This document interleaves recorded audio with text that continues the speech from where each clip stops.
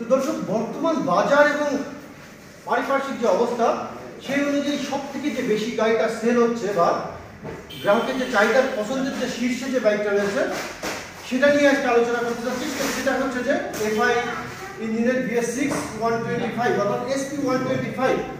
ইতিমধ্যে আমাদের শোরুমের অনেকগুলো ভিডিও দেখছেন, অ্যাভেলেবেল স্টক দেখছেন। তো এই যে SP 125 কিন্তু অ্যাভেলেবেল আমাদের শোরুমে, অর্থাৎ আমাদের শোরুম হচ্ছে ভেড়াছড়া আশ্রমপুর রেল স্টেশনের ঠিক পাশে। তো SP 125 এর যে এক্সট্রা যে ফিচারগুলো সেটার মধ্যে একটু না বললেই নয়, ছোট করে আমি একটু জানাতে চাই। সেটা হচ্ছে যে প্রথমে বলি, এই বাইকটা কিন্তু ইঞ্জিনটা সম্পূর্ণ একটা নতুন ইঞ্জিন, অর্থাৎ BS6 FI ইঞ্জিন, যেটা কিনা PGM FI অর্থাৎ হোন্ডার নিজস্ব টেকনোলজি দ্বারা ইঞ্জিনটা মডিফাই করা, অর্থাৎ প্রোগ্রামিং ইঞ্জিন, যেটাতে রয়েছে লাস্ট আপডেট LED হেডলাইট, পাশাপাশি টায়ারটা কিন্তু অলমোস্ট MRF এর টায়ার এবং টিউবলেস টায়ার তো আছেই। মজার ব্যাপার হচ্ছে এটাতে সাইড স্ট্যান্ড সেন্সর আছে, অর্থাৎ সাইড স্ট্যান্ড দেওয়া থাকলে আপনার গাড়িটা স্টার্ট করতে পারবেন বা টার্ন করতে পারবেন না।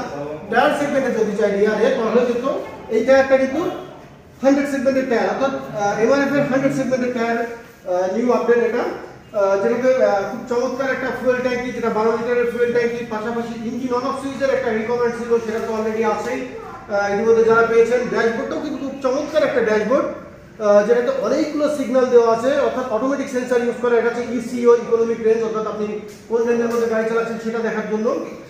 হেডলাইট অন অফ সুইচ অনেকেই খুঁজে, কিন্তু অ্যাকচুয়ালি কিন্তু হেডলাইট অন অফ সুইচ বর্তমানে কোনো গাড়িতেই নাই, অর্থাৎ বাংলাদেশের যে ইন্টারন্যাশনাল ল সেই ল অনুযায়ী আপনার কিন্তু হেডলাইট অন অফ সুইচ এখন আর নাই।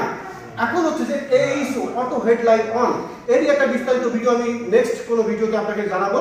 তো হেডলাইট অন অফ সুইচ যেহেতু নাই, কিন্তু এটার আপার ডিপার সুইচটা খুব চমৎকার করছে। এটা কিন্তু আপারে রয়েছে অলরেডি, এটা হচ্ছে ডিপার, এবং এটা কিন্তু পাসিং লাইট, অর্থাৎ একই সাথে তিনটা